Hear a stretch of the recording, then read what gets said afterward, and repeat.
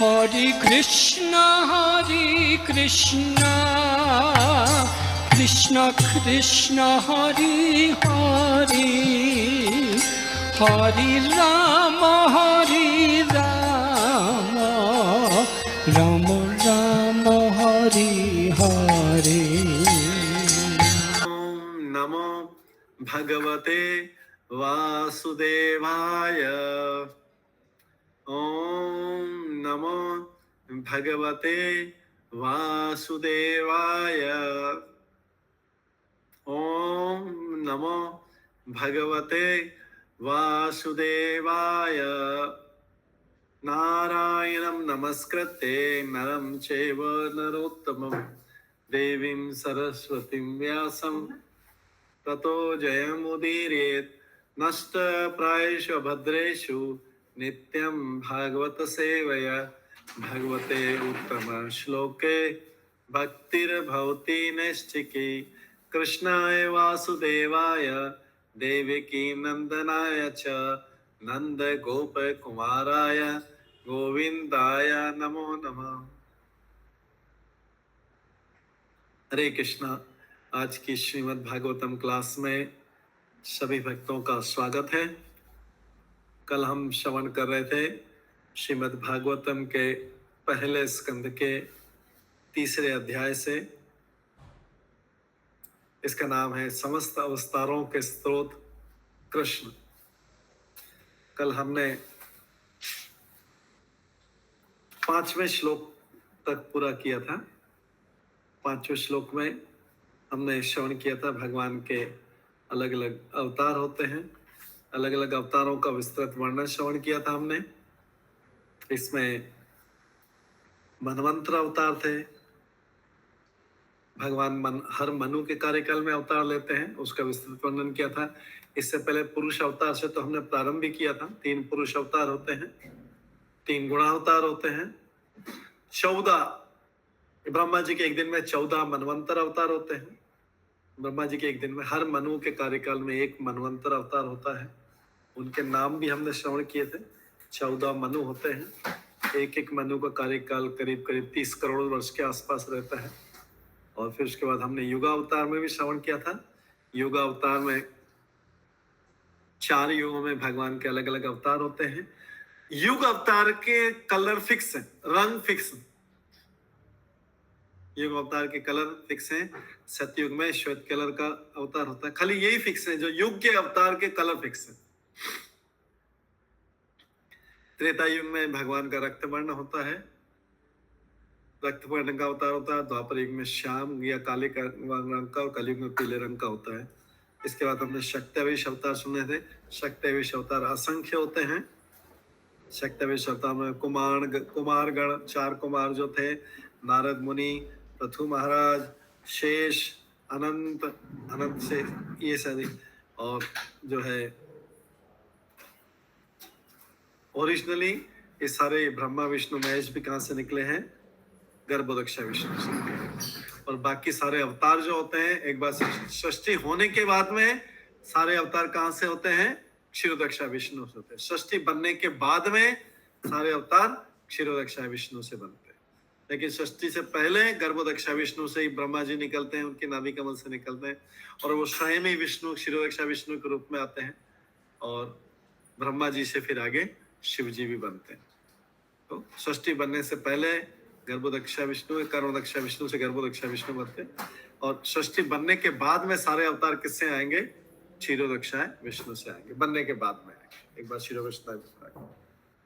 अब हम एक एक अवतार का वर्णन है। भगवान के जो 22-23 जो भी इसमें नंबर दिए हुए हैं, भगवान के वैसे असंख्य अवतार होते हैं, लेकिन कई जगह 23, 24 या 25 अवतार दिए हैं, कई जगह 22 दिए, कई जगह 10 दिए हैं।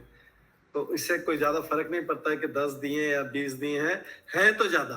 कई बार वर्णन जो है, वर्णन करने में थोड़ा ज्यादा वो लगता है, समय लगता है, और ज्यादा वो नहीं होता, इसलिए ग्रंथ में ज्यादा भाग उसी में नहीं चला जाए, इसलिए कई बार संक्षिप्त में उसका वर्णन कर देते हैं। तो हम भगवान के पहले, और ये इस कल्प के लिए ब्रह्मा जी के एक दिन में, कई बार ब्रह्मा जी के अगले दिन में, जरूरी नहीं कि 4 कुमार पहले आए, अगले दिन में कई बार ऐसा होता है ब्रह्मा जी के अगले दिन में मत्स्य अवतार पहले आ सकता है, नेक्स्ट डे में मत्स्य अवतार भी पहले आ सकता है। ये क्योंकि ब्रह्मा जी के हर दिन में तो भगवान आते हैं और भगवान के सारे अवतार भी आते हैं। तो कई जगह आता है कि मत्स्य अवतार पहला अवतार था, वो ब्रह्मा जी के किसी और दिन में हो सकता है, भगवान का मत्स्य अवतार पहले हो जाए। तो इस सीरियल जो है ये जिस कल्प में हम हैं अभी उसके लिए, इसमें छठे श्लोक से पढ़ते हैं आज। स एव प्रथमं देवः कौमारं सर्गमाश्रित चचार दुश्चरं ब्रह्मा ब्रह्मचर्यमखंडितम्।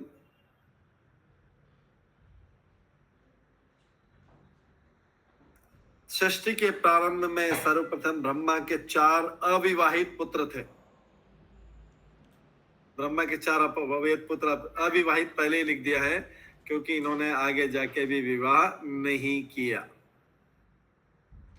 तो सृष्टि के प्रारंभ में पहला जो अवतार हुआ,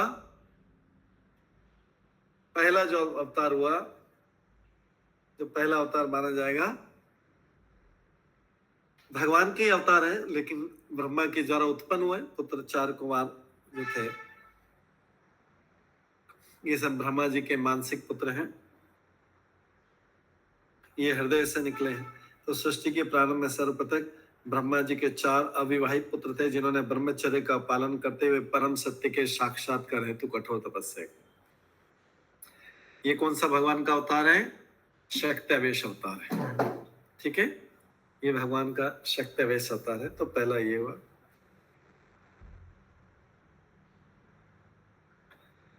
तो यहां पे जो है जीवों के पिता ब्रह्मा की विशिष्ट कोटियों के अनुसार सृष्टियों के भिन्न भिन्न नाम होते हैं।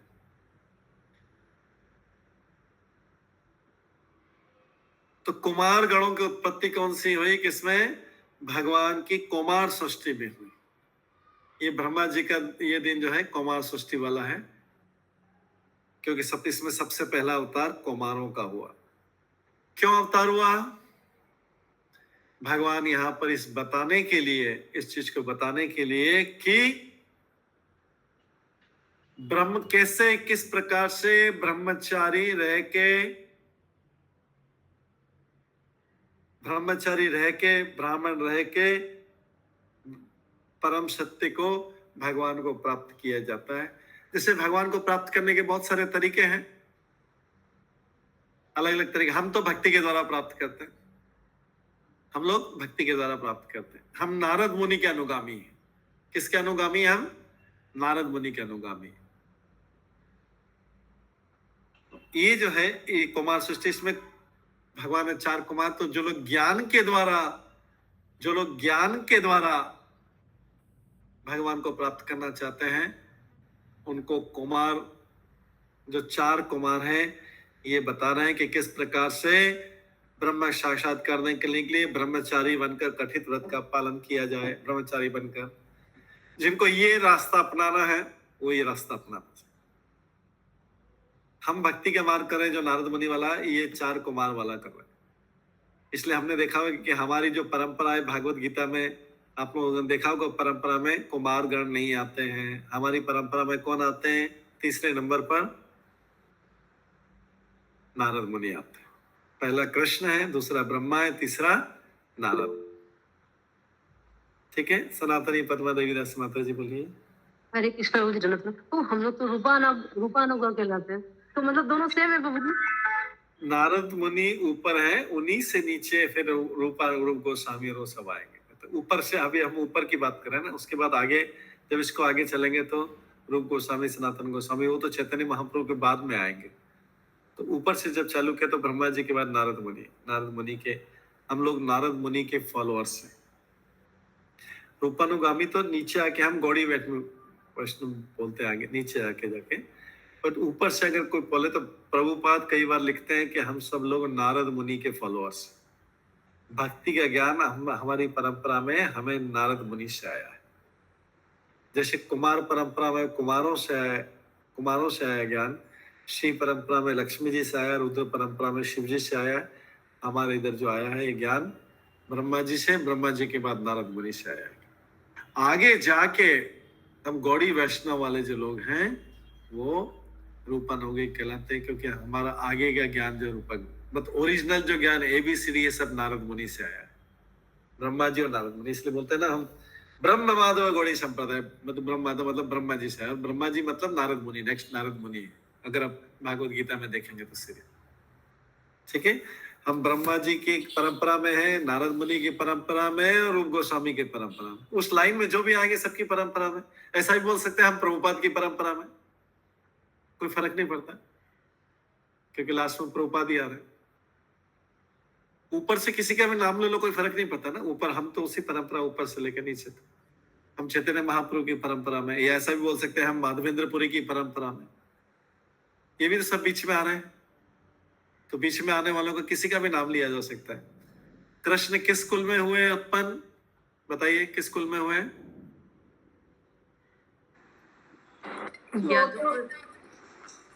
इसमें वो कौन से कुल में होते हैं कृष्ण? सनातनी पद्मा माता जी, सनातनी पद्मा माता जी से पूछ लो।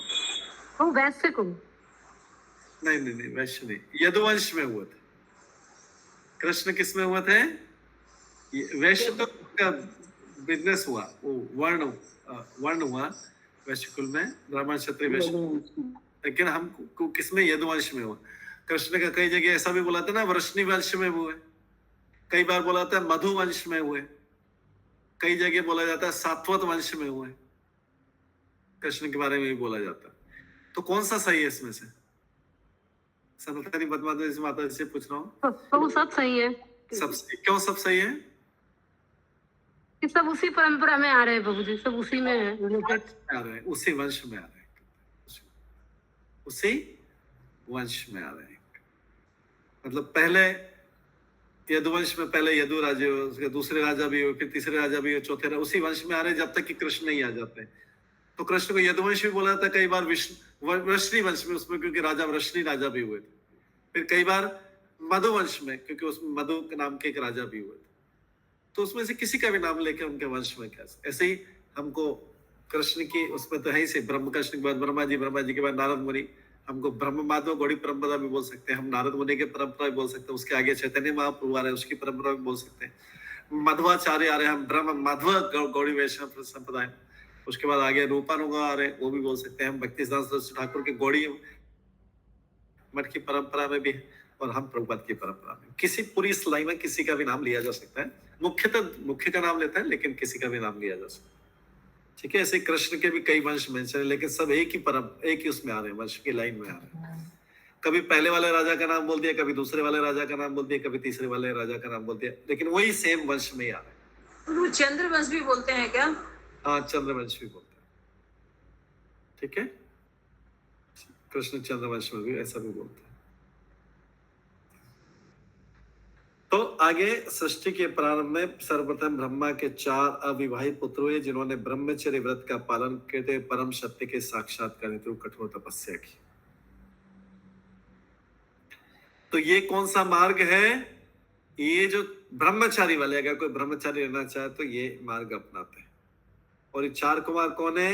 भगवान के शक्तावेश अवतार है। कौन सी शक्ति का आवेश है इसमें? भगवान ने कौन सी शक्ति का आवेश किया इसमें? इन 4 कुमारों में ये क्या दे सकते हैं लोगों को? ज्ञान दे सकते हैं। यस, ज्ञान दे सकते हैं। नारद मुनि क्या दे सकते हैं? भक्ति। ठीक है, नारद मुनि भक्ति दे सकते हैं। और जो है कपिल मुनि क्या दे सकते हैं? सांख्य योग दे सकते हैं।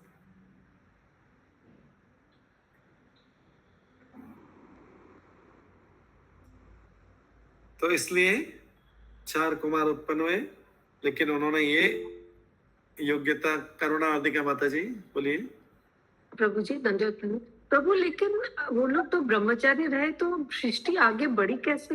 नहीं बढ़ी ना, फिर नहीं बढ़ी। हाँ, नहीं बढ़ी। हाँ। नहीं बढ़ी तो अभी आगे की बात सुनेंगे। अच्छा, ओके, ब्रह्मा जी को और पुत्र उत्पन्न करने पड़ेंगे। अच्छा, ओके ओके। ठीक है, इनको ब्रह्मचारी छोड़ दिया। तो प्रभुपाद जी ने सोचा कि इनसे काम नहीं चलेगा, अभी दक्ष जैसे लोग। नीचे जाता। थैंक यू प्रभु। ठीक है, थैंक यू। और ये चारों कुमार जो है, चारों उन्होंने सोचा कि हम उनको मैरिज तो करना ही था। उन्होंने लगा हम बड़े ही नहीं होंगे तो हम कोई हमको मैरिज के लिए पुश भी नहीं करेगा। तो क्या कर दिया, चारों 5 साल के ही रह गए।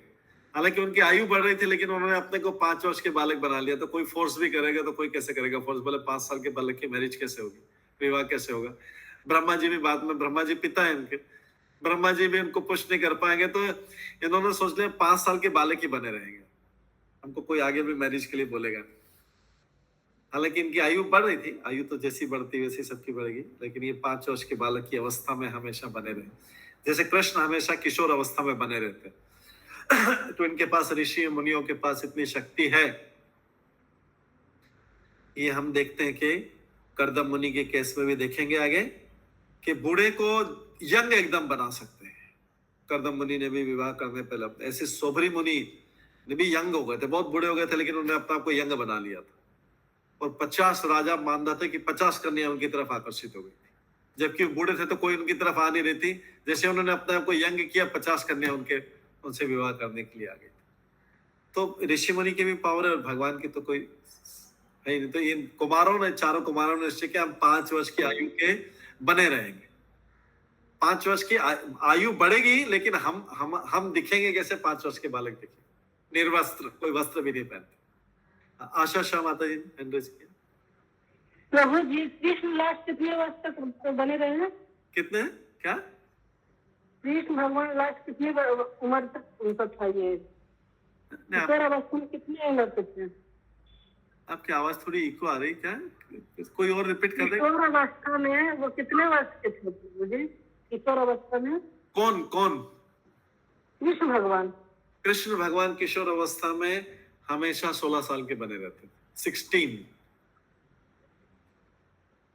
ठीक है, 16 टीन एज, मतलब 16 साल के, मैक्सिमम 16 साल के बने।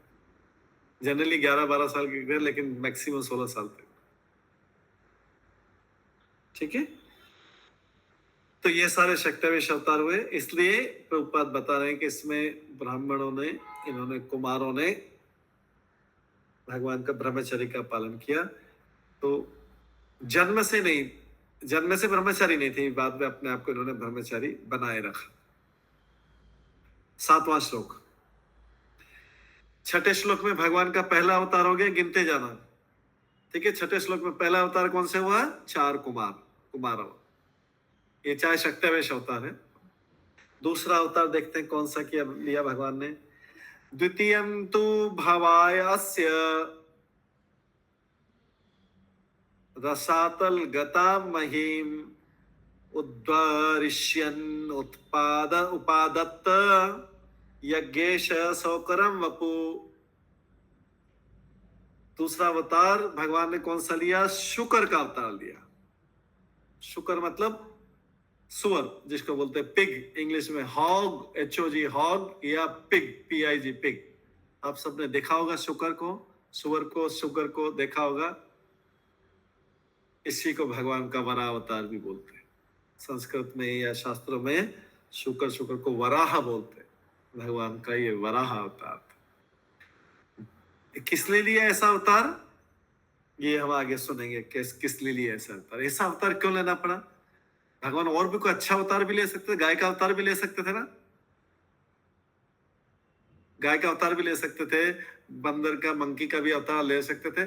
शुक्र का अवतार क्यों लिया भगवान ने? पृथ्वी को करना था, ऊपर लाना था। तो पृथ्वी को अपने दोनों दांतों से धारण करके पानी में से निकाले थे।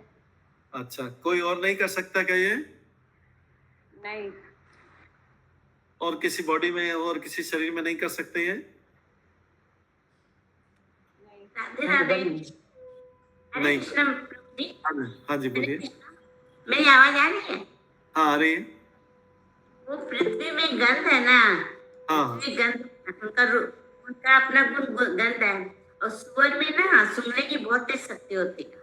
हाँ, वो एकदम पताल से निकाले थे ना वो, इसीलिए। ठीक है, माता जी ने बताया, ठीक है।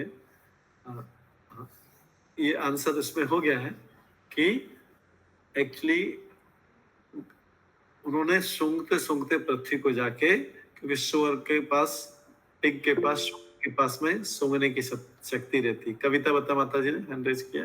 प्रभु जी हरे कृष्णा, यहाँ पे आप बता रहे हैं कि पहले छठा अवतार था 4 कुमारों का। छठा नहीं होता, छठा श्लोक है, छठा श्लोक बताना, मैं श्लोक नंबर बता रहा हूँ। अच्छा, तो छठे श्लोक से अवतार शुरू हुए, तो पहला अवतार छठे श्लोक में। अच्छा, पहला अवतार 4 कुमार का था मतलब। हाँ, छठे श्लोक में है ये।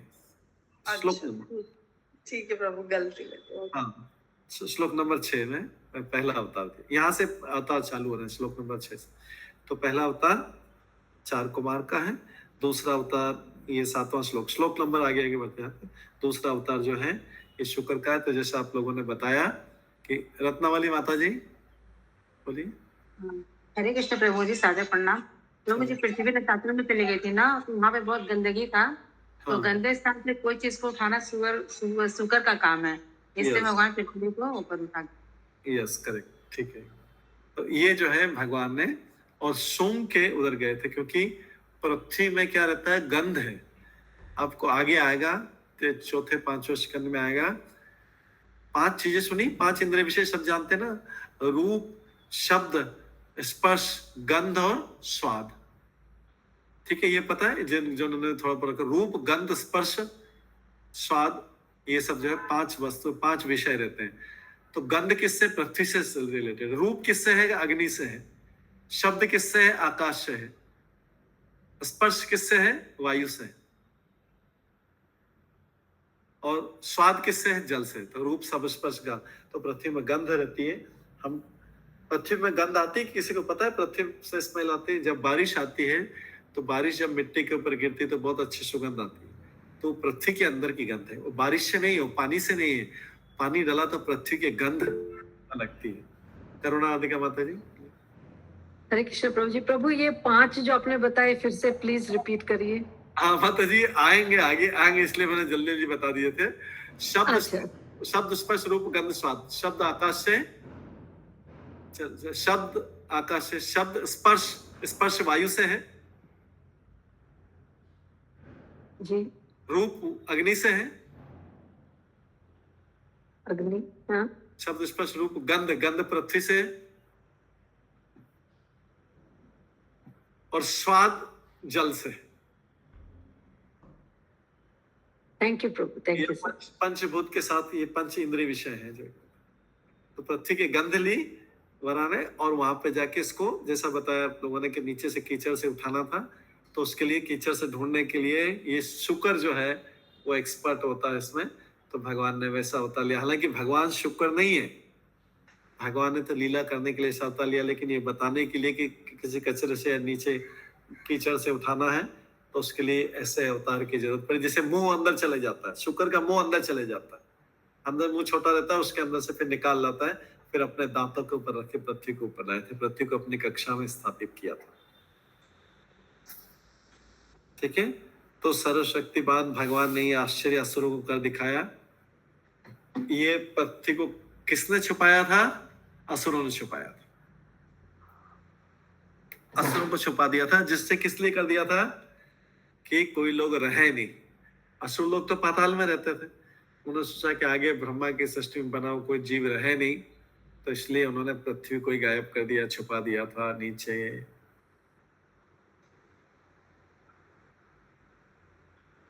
तो भगवान चाहे शुक्र भी ले लें तो भी हम लोग भगवान की पूजा करते हैं। भगवान के शुक्र अवतार, वराह अवतार के मंदिर हैं, मथुरा में भी है इनका मंदिर, रक्त वराह का, कहीं पे चेन्नई में शायद कहीं पे श्वेत वराह का मंदिर है।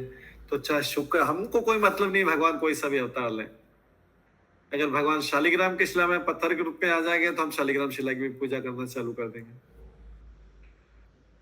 क्योंकि भगवान है उसमें। ये तुलसी शालिग्राम विवाह में वही कथा थी, तो इसलिए भगवान शालिग्राम के रूप में उपस्थित, तो इसलिए हम लोग जो है शालिग्राम की पूजा करते हैं। भगवान पत्थर में आ सकते हैं, शुक्र में आ सकते हैं, कुर्म में आ सकते हैं, वामन रूप में आ सकते हैं, भगवान किसी भी रूप में आ सकते हैं। कंस के रूप में आ सकते हैं। भगवान हमेशा अपनी दिव्य स्थिति बने रहेंगे क्योंकि भगवान अच्युत हैं, उनकी पोजीशन चेंज नहीं होती है।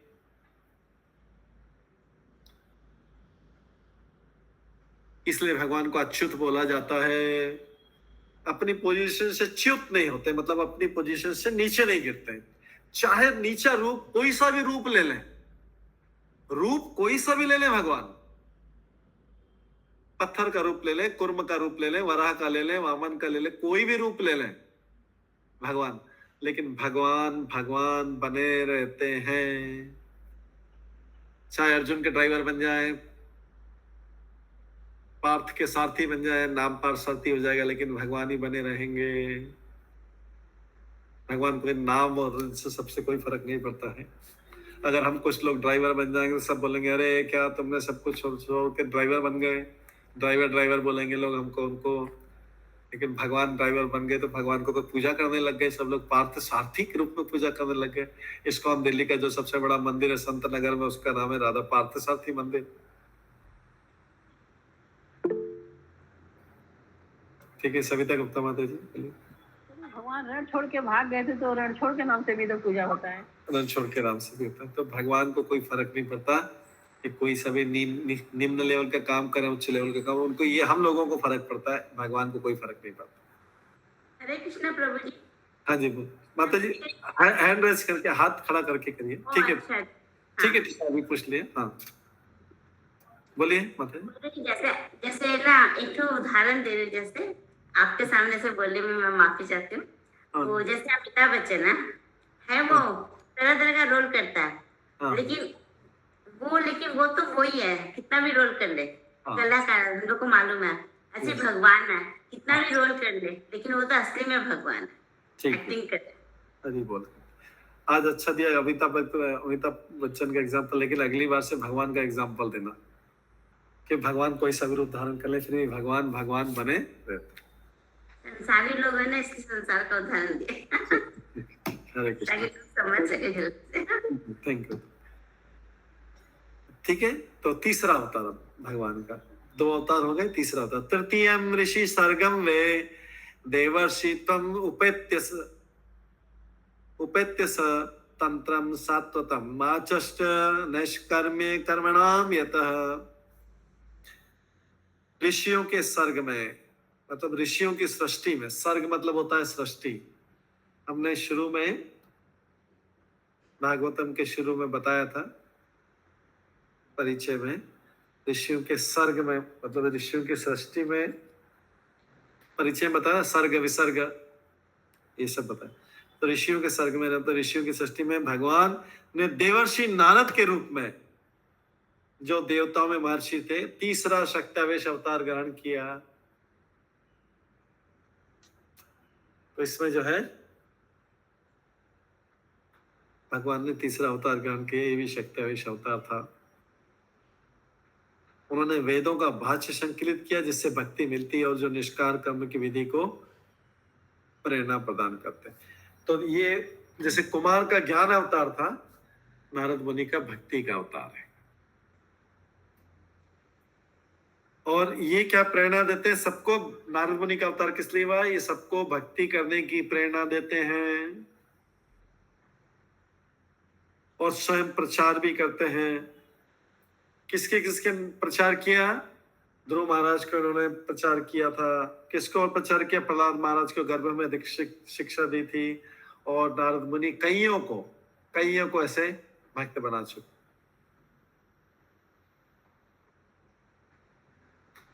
और जो श्रीमद् भागवतम जिन्होंने लिखी है वेद व्यास जी ने, वो भी नारद मुनि के शिष्य हैं। श्रीमद् भागवतम जिन्होंने लिखी है वेद व्यास जी ने, वो भी नारद मुनि के शिष्य हैं। और नारद पंचरात्रि ग्रंथ की रचना की इन्होंने। तो क्या करते हैं नारद पंचरात्रि की रचना? किसी को पता है क्योंकि और इसमें क्या होता है? अगर किसी को पूरी तरह पता होता बताना, पूरी तरह मतलब क्लियर पता हो, शायद शॉर्ट में पता हो। गैस हाँ, कुसुम माता जी, कुसुम भगत माता जी बताइए। भक्ति को विधि विधानों को पालन करने के लिए।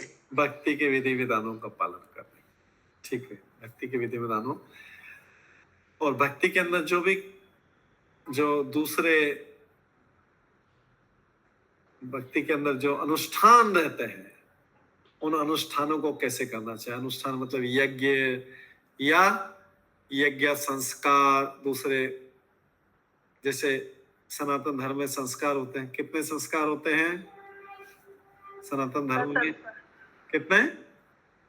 16। हाँ, एक एक करके बताइएगा, अब हाथ खड़ा करके बताएंगे तो अच्छा रहेगा। 16 संस्कार या 10 संस्कार होते हैं, कई जगह 25 संस्कार भी लिखे हुए हैं। तो ये संस्कार शुद्धिकरण के लिए होते हैं। तो सारे संस्कार होते हैं। तो नारद मुनि ने पंचरात्रि, नारद पंचरात्रि किस लिए बनाई कि सारे संस्कार को, लोगों को तो सकाम कर्म करने की आदत है, कर्म कांड करने की आदत है, तो अगर यही कर्म कांड उनसे भगवान के लिए करवा दिए जाए तो भक्ति हो जाएगी। जो कर्म कांड हम भौतिक जगत में इच्छाओं के लिए करते हैं, जो कर्म कांड हम भौतिक जगत में इच्छाओं, जैसे उपवास करना, यज्ञ करना, दान देना, और कैसे और भी जो कर्म कांड रहते हैं, कर्म बंधन से मुक्ति दिलाना। हाँ, तो ये जो है सारे के सारे, ये जो सारे कर्म कांड है, अगर हम देवी देवताओं के लिए करेंगे तो कर्म बंधन से में फंसे रहेंगे। लेकिन यही कर्म कांड अगर भगवान के लिए कर लेंगे तो मुक्ति का कारण बन जाएंगे, भक्ति का कारण बन जाएंगे। इसलिए इन्हीं कर्म कांडों को भगवान के लिए करवा दिया उन्होंने। क्योंकि भौतिक जीव जो चीज है, भौतिक जगत में जीव तो कर्म कांड तो करना है, उसको वो मानेगा नहीं तो कर्म कांड करेगा। तो अभी नारद मुनि ने, नारद पंचरात्रि ने बोल दिया कि भाई ये कर्म कांड और सकाम कर्म के प्रति आसक्त रहेगा, इसके लिए इससे भगवान के लिए करवा दो, तो ये धीरे धीरे मुक्त हो जाएगा। क्योंकि सारा संसार तो सकाम कर्मियों से भरा हुआ है। लोगों को नहीं रोकते तो लोग क्या करते हैं, कभी किसी देवता के लिए, कभी किसी देवी के लिए कर रहे हैं, कभी किसी के लिए, कभी किसी के लिए कर रहे हैं, भूत प्रेतों को भी पूजा करते हैं। तो नारद मुनि ने नारद पंचरात्रि ग्रंथ की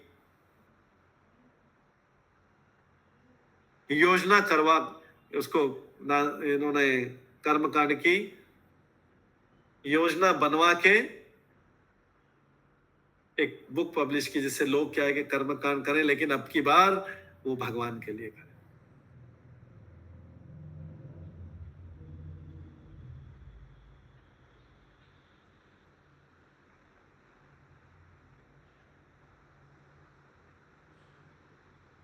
तो नारद ने इन मूर्ख सकाम कर्मियों को बताते कि किस तरह वास्तविक सुख प्राप्त करना चाहिए, संसार के रुग्ण मनुष्य को निर्देश देते हैं कि किस प्रकार से अभी जो कर रहे हैं वो करते रहो और इसी से उनका उद्धार हो सकता है।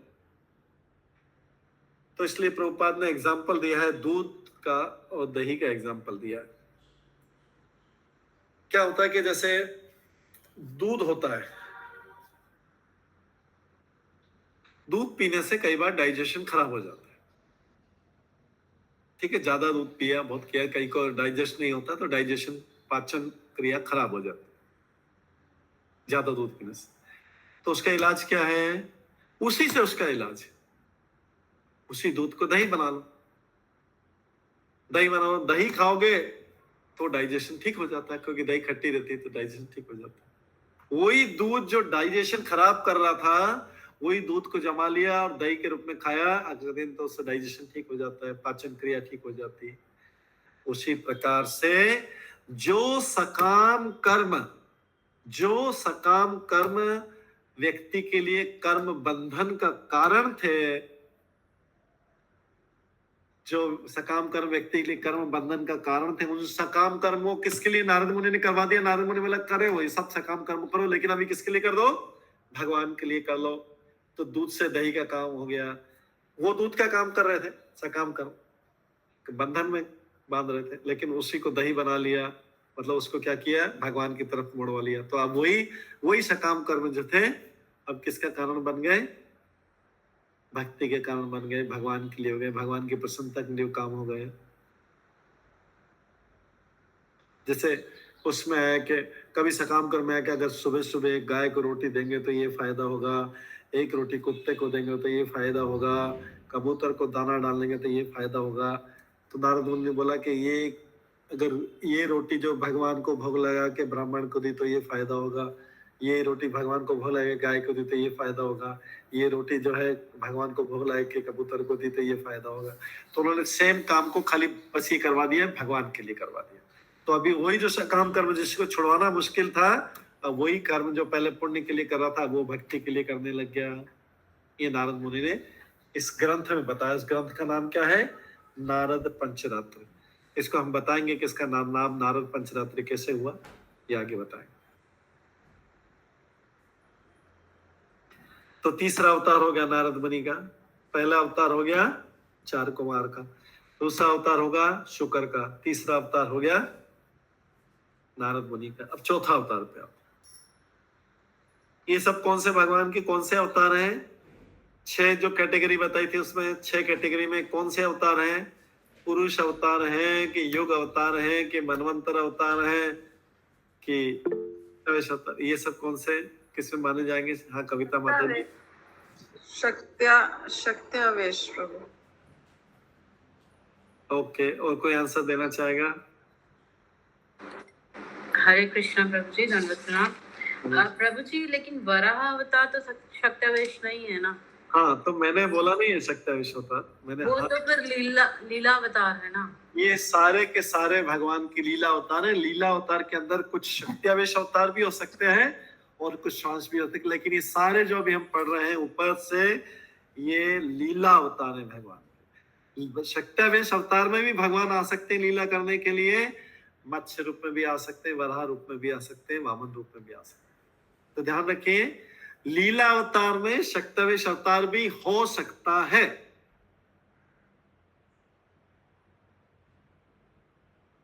ठीक है, लीला अवतार के अंदर जरूरी नहीं कि सारे लीला अवतार सांस अवतार या पूर्णांश अवतार ही हो, लीला अवतार में ये भी हो सकता है। तो प्रभु ये नारद मुनि शक्त्यावेश में नहीं आते? शक्त्यावेश में आते हैं ना, लेकिन ये भगवान के लीला अवतार में भी आते हैं। शक्त्यावेश होते हुए भी लीला अवतार, मतलब इसमें 2 अवतारों का नाम आएंगे। ये लीला अवतार भी माने जाते हैं शक्ति। ये सारे जो कैटेगरी है 24-25 कैटेगरी है, ये सब भगवान के लीला अवतारों का वर्णन। ठीक है प्रभु जी। मतलब ये लीला अवतार एग्जैक्टली मतलब मेरे को ना थोड़ा कंफ्यूजन हो रहा है कि लीला अवतार हम कैसे समझेंगे? ये भगवान कोई विशेष लीला परफॉर्म करने के लिए आते हैं, विशेष पास टाइम परफॉर्म करने के लिए आते हैं। जैसे व्यासदेव जी हैं, ये विशेष लीला करने आए कि ये इन्होंने जो है इसका भागवतम की रचना की। तो ये सब जो है 24-25 अवतार, सब लीला अवतार में, इसके अंदर शक्त्यावेश अवतार भी हो सकता है। पुरुष अवतार में कोई शक्त्यावेश अवतार नहीं हो सकता। युग अवतार में ब्रह्मा जी शक्त्यावेश हो सकते हैं। पुरुष अवतार में कोई शक्त्यावेश नहीं हो सकता है, और युग अवतार में भी कोई शक्त्यावेश नहीं होता है, लेकिन ये वाले जो है शक्त्यावेश अवतार। लीला अवतार भी, शक्त्यावेश अवतार भी। नारद मुनि, 4 कुमार, ये जो शुक्र है वो नहीं, वो शुक्र नहीं, वो भगवान का स्वांश अवतार है, पूर्णांश अवतार। प्रभु जी एक और डाउट पूछो, तो युगावतार का क्या पर्पस होता है? धर्म की स्थापना उस युग के लिए धर्म की स्थापना कर। इसलिए जब पीत वर्ण बोला गया तो पीला तो चैतन्य महाप्रभु युगावतार है, युग धर्म का पालन करने के लिए। और जो कलयुग का जो दूसरा शक्त्यावेश अवतार या लीला अवतार होगा वो कल की होगा बाद में। मतलब हम भगवान को पाने के लिए उस युग में क्या फॉलो करते हैं? ये ना प्रभु जी, युग का धर्म क्या है, उस युग का धर्म। ठीक है, तो इस युग का धर्म है चैतन्य महाप्रभु ने स्थापित किया, हरे कृष्ण महामंत्र का कीर्तन, नाम संकीर्तन, उसको स्थापित किया। ठीक है, रेखा बेदन माता जी। हरे कृष्णा प्रभु जी जो अंश अवतार बोलते हैं हम, फिर वो इनमें किसमें आता है? अंश अवतार इन्हीं में से, ये सब कैटेगरी में अंश अवतार किसी भी कैटेगरी में हो सकता है, क्योंकि सब तो भगवान के अंश है। कृष्ण का पूर्ण पुरुषोत्तम भगवान छोड़ के, कृष्ण का पूर्ण पुरुषोत्तम अवतार छोड़ के बाकी सब अंशावतार हैं। उनमें से कुछ पूर्णांश हैं, पूर्णांश स्वांश है, कुछ विभिन्नांश है जो जीव के होते हैं, लेकिन ये सब अंश अवतार। अवतार मतलब अंश अवतार ही होगा, क्योंकि सभी भगवान का अंश है। खाली किसको छोड़ के? पूर्ण पुरुषोत्तम भगवान कृष्ण को छोड़ के सब। विष्णु भी अंश अवतार, पूर्णांश, पूर्ण अंश। हम विभिन्न अंश है। थैंक यू प्रभु जी। ठीक है।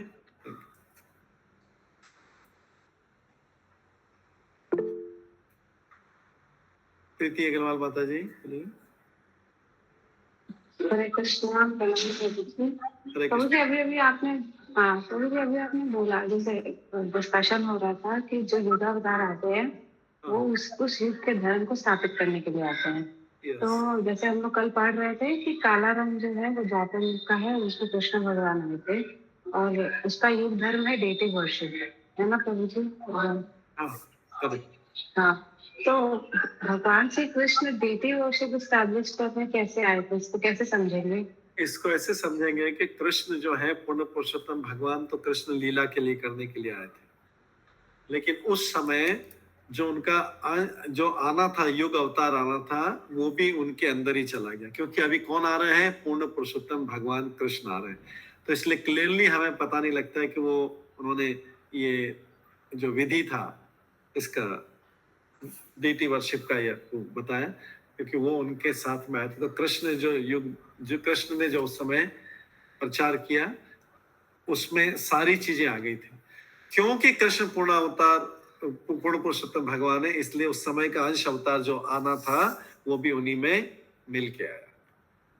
क्योंकि पूर्ण पुरुषोत्तम आ रहा है, वो अलग से, इधर कृष्ण अपना पूरा प्रचार कर रहे हैं पूर्ण पुरुषोत्तम के रूप में, और वो उनका अंश अवतार पैरेलल साथ साथ में कर रहा है।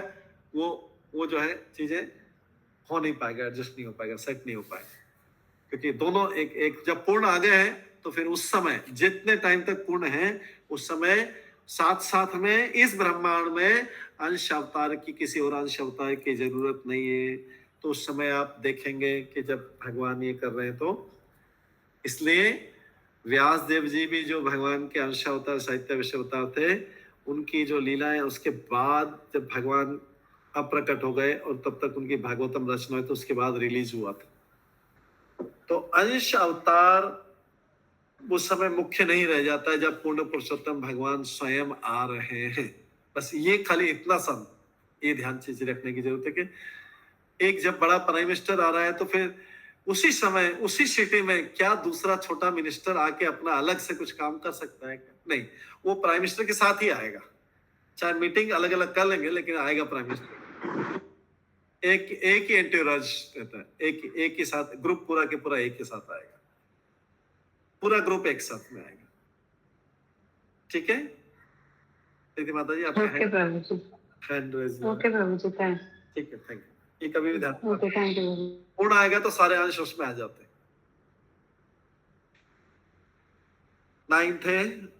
9th श्लोक में चौथा अवतार अभी पढ़ते हैं, चौथा अवतार पढ़ते हैं। तुर्ये धर्म कला सर्गे नर नारायणो ऋषि भूत्वात्म उपशमुपेतम अकरोत दुश्चरम तपः। अब क्या करते हैं? चौथे अवतार में, चौथे अवतार में भगवान राजा धर्म की पत्नी के जुड़वा पुत्र, राजा और धर्म, भगवान राजा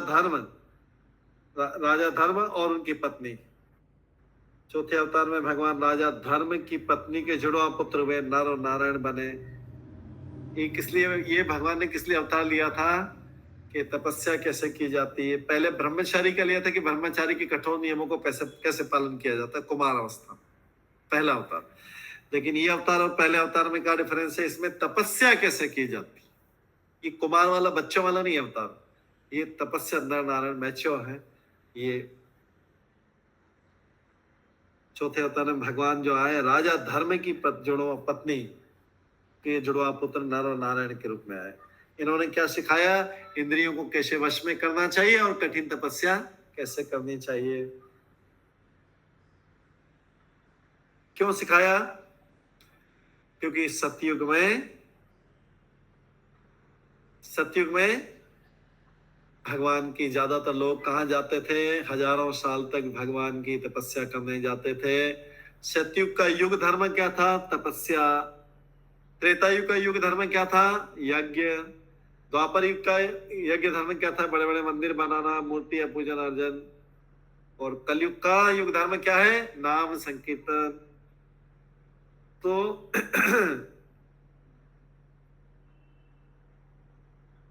इसलिए भगवान ने, जो लोग तपस्या करने में इंटरेस्टेड है, नर नारायण ने जाके बद्रीनाथ में तपस्या की थी। आप में से कई लोग बद्रीनाथ होके आए होंगे। बद्रिकाश्रम के पास में अभी तो जहाँ पे नर नारायण ने तपस्या की तो स्थान तो दिखाई नहीं देता, लेकिन उसका विग्रह मंदिर में जरूर रहता है। और कई बोलते हैं कि नर नारायण के चरण भी ऊपर है। ठीक है, जो भी हो, लेकिन क्या है कि तपस्या करना उन्होंने बताया। क्यों तपस्या करना? क्योंकि पहले के लोग सारा आत्म साक्षात्कार के मार्ग को ढूंढने में लगे रहते थे सारे टाइम। तो उस समय आत्म साक्षात्कार का मार्ग क्या था? सतयुग में तपस्या करके भक्ति प्राप्त की जाती। भगवान ने स्वयं ही आदर्श प्रस्तुत किया कि देखो मैं भी करता हूं। तो भगवान क्या करते हैं? क्योंकि हम जीव भूल जाते हैं, जीव बार बार भूल जाते हैं, तो क्या करते हैं? भगवान उदाहरण देने के लिए स्वयं आते हैं। हम भुलक्कड़ जीव बोला गया है, भूल जाते हैं भगवान हमारे ऊपर, लेकिन भगवान तो दयालु है, स्वयं आते हैं और अपने पीछे आवश्यक आदेश छोड़ जाते हैं। और साथ में गुरु को भी छोड़ जाते हैं, और कई बार अपने अवतार को भी छोड़ जाते हैं।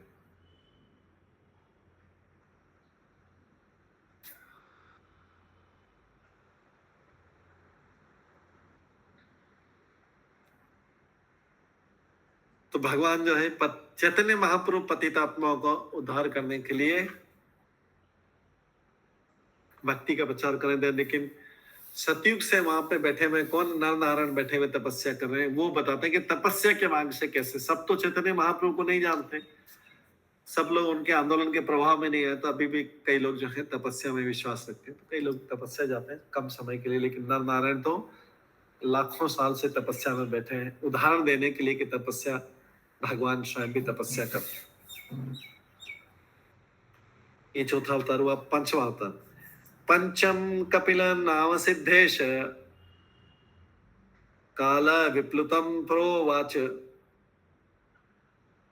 पंचम कपिल नाम सिद्धेश काल विप्लुतम।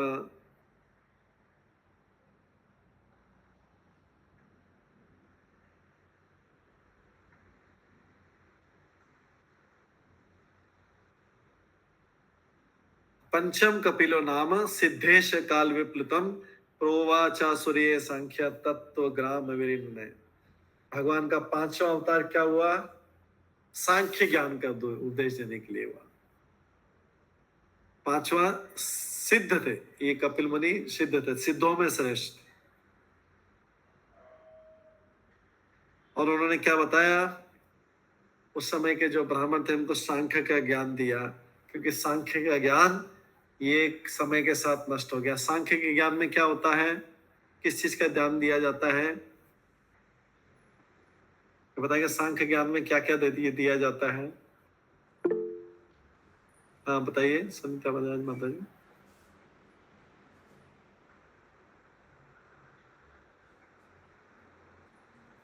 सुनीता बजाज माता जी नहीं तो रेखा मेनन जी बताइए।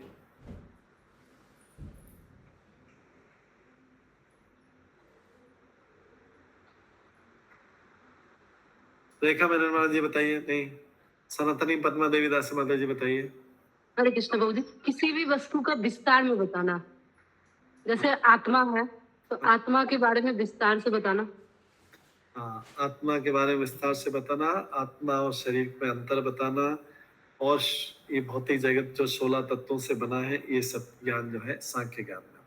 अब इसमें भक्ति नहीं आई है, भक्ति धीरे धीरे आएगी, ये समझना है। इसके बाद भक्ति आती। भक्ति तो भगवान से प्रेम से रिलेटेड है, सेवा से संबंधित। तो इसमें जो है सृष्टि कैसे बनती है, आत्मा और शरीर में क्या अंतर है, 24 तत्व इन सबका विश्लेषण।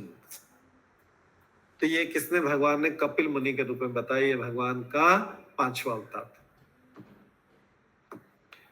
अब छठे अवतार में चलते हैं। षष्ठम मत्रे अपत्यत्वम, षष्ठम मत्रे अपत्यत्वम प्रता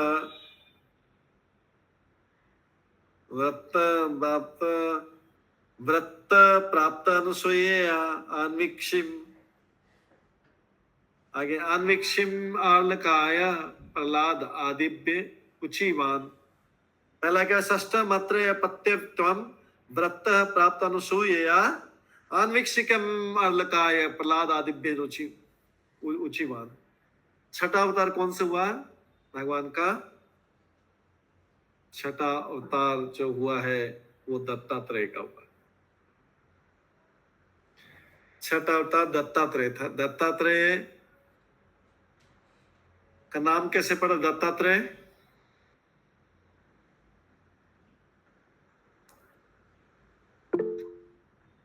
हाँ सुनीता माता जी बताएंगे। सुनीता बजाज माता जी।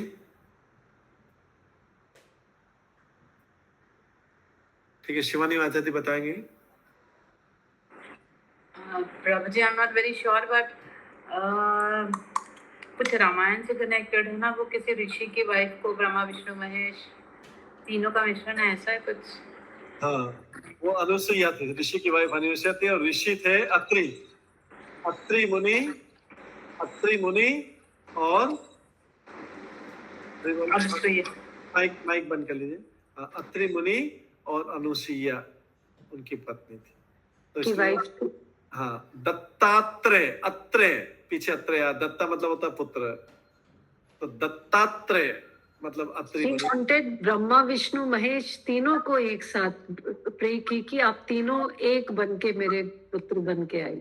हाँ, वो गलत धारणा है कि तीनों एक बन के आए। दत्तात्रेय जो थे विष्णु के अवतार है, शिव जी के अवतार दुर्वासा मुनि थे, और ब्रह्मा जी के अवतार सोम थे। तीन भगवान के तीन अवतार हुए, क्योंकि जब अनुसुईया के पास में, अनुसुईया सती स्त्री थी, तो उनका सतीत्व की परीक्षा लेने के लिए ये ब्रह्मा विष्णु महेश आए थे नग्न बालक के रूप में। बाद में फिर अत्रि जो है, और वो उन्होंने अनुसुईया माता जी से बोला था कि हम आपका निर्वस्त्र दर्शन करना चाहते हैं, बड़ी कठिन परीक्षा थी। तो अनुसुईया माता जी ने बोला कि पहले आप तीनों बच्चे बन जाओ, तीनों बालक बन गए, तब जाके उनको जैसा उन्होंने बोला था वैसा किया था। क्योंकि बालक है, बालक के सामने सतीत्व नष्ट नहीं होगा। तो उसके बाद में फिर उन्होंने अपने घर में ही उनको रख लिया था कि आप तीनों घर में रह जाओ। फिर उनकी पत्नियां ढूंढते ढूंढते आई थी, उनको पता लगा कि ये तो तीनों बालक बन गए, फिर उनको ले जाने के लिए आई। तो अनुसुईया ने बोला ये तो मेरे बालक बन चुके हैं अभी। उन्होंने बोला ठीक है, हम अपने अपने अंश के रूप में यहाँ पे आपके घर में, अंश के रूप में आपके घर में रहेंगे। तो अंश के रूप में, विष्णु के अंश के रूप में दत्तात्रेय हुए, शिव जी के अंश के रूप में दुर्वासा ऋषि हुए, और ब्रह्मा जी के अंश के रूप में सोम हुए। सोम, चलो ठीक है। इसलिए उनके तीन पुत्र थे, लेकिन ये अंशों के रूप में थे। उसी में से एक थे दत्तात्रेय, ये विष्णु के अंश। ठीक है, हाँ।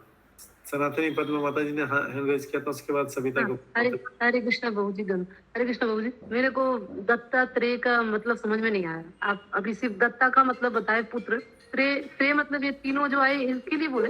नहीं, दत्ता अत्रेय, अत्रि मुनि के थे, इसलिए दत्तात्रेय, अत्रेय साथ में जुड़ा हो, अत्रि मुनि के पुत्र थे इसलिए। अत्रि मुनि है ना, अत्रि मुनि हो नहीं हो, अनुसुईया माता जी के थे। तो दत्ता अत्रेय, पीछे अत्रेय लग गया तो नाम हो गया दत्तात्रेय, दोनों को जुड़ा। दत्त मतलब पुत्र, और अत्रि मुनि के पुत्र थे इसलिए दत्तात्रेय ऐसा नाम पड़ा। ठीक है, दत्तात्रेय। तीनों ही अत्रि, दुर्वासा मुनि भी ऐसे थे, जो थे दुर्वासा मुनि शिव जी का अंश थे, अंशावतार थे, और जो सोम है ब्रह्मा जी। लेकिन विष्णु स्पेसिफिकली दत्ता मतलब पुत्र, और अत्रेय बता।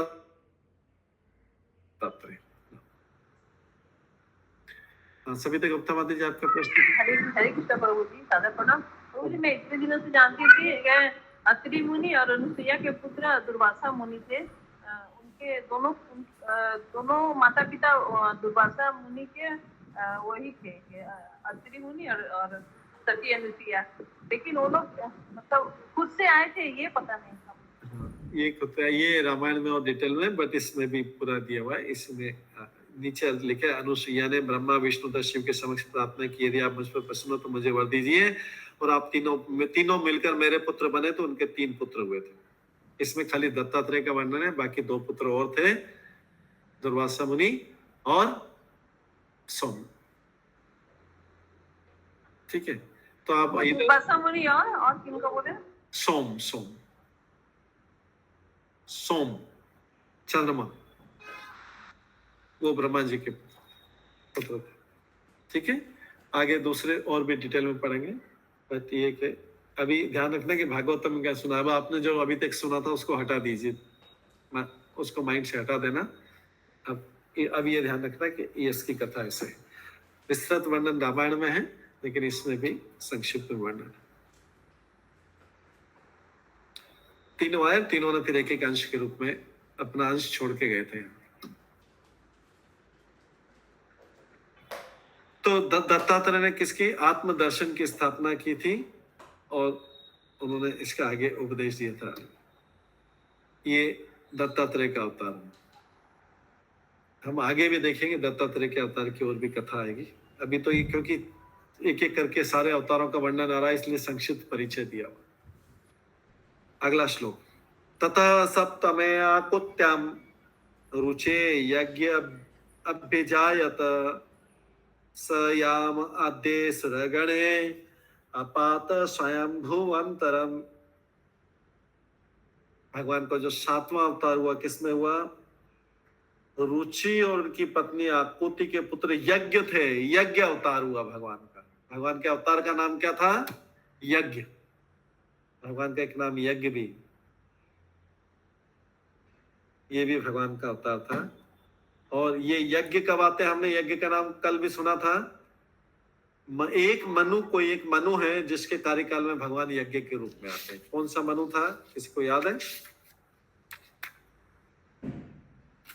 इसमें दिया होगा स्वयंभू मनु के यहाँ पे यज्ञ रूप में आते हैं, अवतार लेते हैं। मनु, ये मनवंतर अवतार भी, तो ये भी भगवान का अवतार है। उन्होंने स्वयं मनु के बदलने पर शासन संभाला और अपने पुत्र यम जैसे देवताओं की सहायता प्राप्त की थी।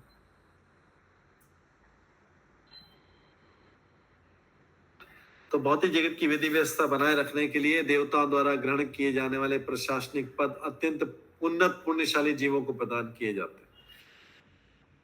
तो ये जो है भगवान यज्ञ के रूप में कब आए? इंद्र का पद ग्रहण करने के लिए। इंद्र का पद ग्रहण करने के लिए आता।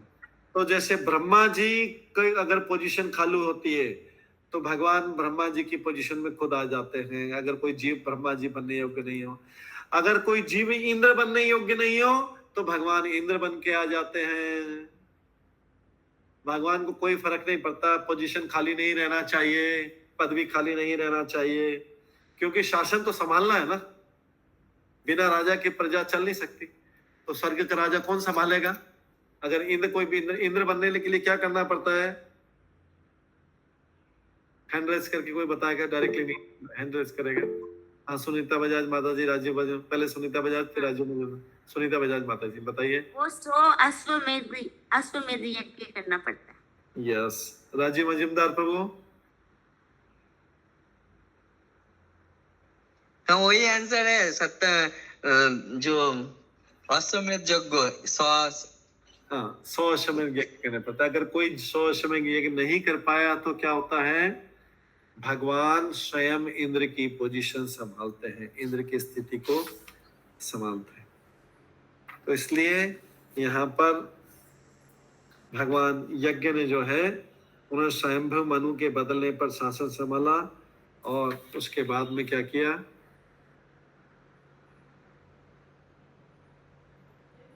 उन्होंने इंद्र के राजा का पद ग्रहण किया। तो उस समय भगवान जो यज्ञ है स्वयं इंद्र बन गए थे और यम आदि पुत्रों तथा देवताओं की सहायता से भगवान यज्ञ ने संसार का शासन भार संभाला। देखिए भगवान, अगर हमारे यहाँ और कितने साल संभाला भगवान ने मनुग्रह में? 30 करोड़ साल संभाला। अगर हमसे बोला जाए कि आपके यहाँ पे मेड सर्वेंट 1 महीने नहीं आएगी, आपको मेड सर्वेंट का काम करना पड़ेगा, तो हाथ खड़ा करिए कितने लोग करने को तैयार हो जाएंगे? या साल भर नहीं आएगी, उसका काम, सारा काम आपको करना है।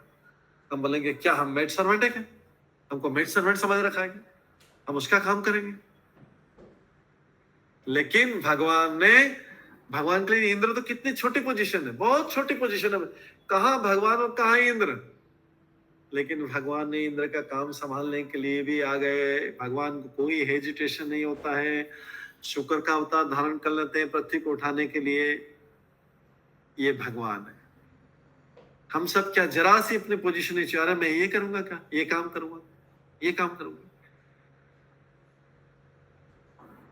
ठीक है, भगवान के लिए, हमारे लिए जो स्वीपर का काम है, सड़क पे रोड का साफ करने का काम है, भगवान के लिए इंद्र का काम ऐसा ही है, या उससे भी वो है नीचे। लेकिन भगवान के लिए इंद्र का काम स्वीपर जैसा है भगवान के लिए इंद्र का, इतना, क्योंकि कहाँ भगवान और कहाँ इंद्र। लेकिन भगवान इंद्र का काम भी कर लेते हैं, स्वीपर जैसा काम भी कर लेते हैं। लेकिन हमसे कोई बोला जाए तुम स्वीपर बन जाओ कल से, हम बोलेंगे हमारी इज्जत है, हमारा यश है, लोग क्या कहेंगे, समाज क्या कहेगा। भगवान के लिए कोई परवाह नहीं करते, बिल्कुल कोई परवाह नहीं करते। कोई उनको भगवान बोले तो नहीं बोले तो भी क्या फर्क पड़ता है? भगवान क्या, कोई भगवान नहीं बोलेगा तो उसी का नुकसान होगा, उसी का नुकसान होगा। तो भगवान को कोई फर्क नहीं पड़ता, स्वीपर का भी रोल कर ले। ठीक है सुनीता बजाज माता जी? हाँ, मैं बोल रही थी, भगवान जो राष्ट्रीय युग में उनकी सबसे पहले पूजा होती है। हाँ। पूरे राष्ट्रीय युग में, और वही सबसे जो छोटा काम होता है, हाँ। पत्थर उठाने का, झूठी पत्थर।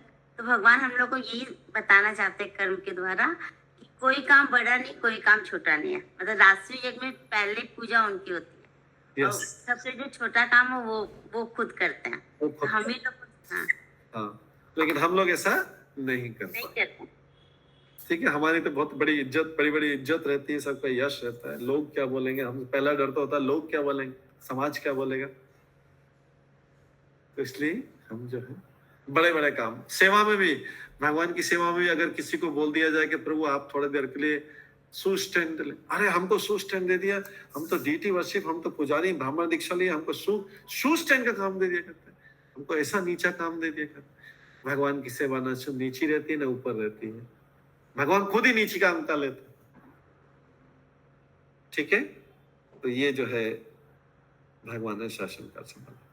इसके बाद आगे के श्लोक में आएगा भगवान का 8वां अवतार का आएगा वर्णन, लेकिन वो 8वें अवतार का वर्णन हम कल की क्लास में श्रवण करेंगे। आज की क्लास को, आज समय हो गया, आज की क्लास को हम यहीं पे विराम देते हैं। सभी भक्तों का बहुत बहुत धन्यवाद।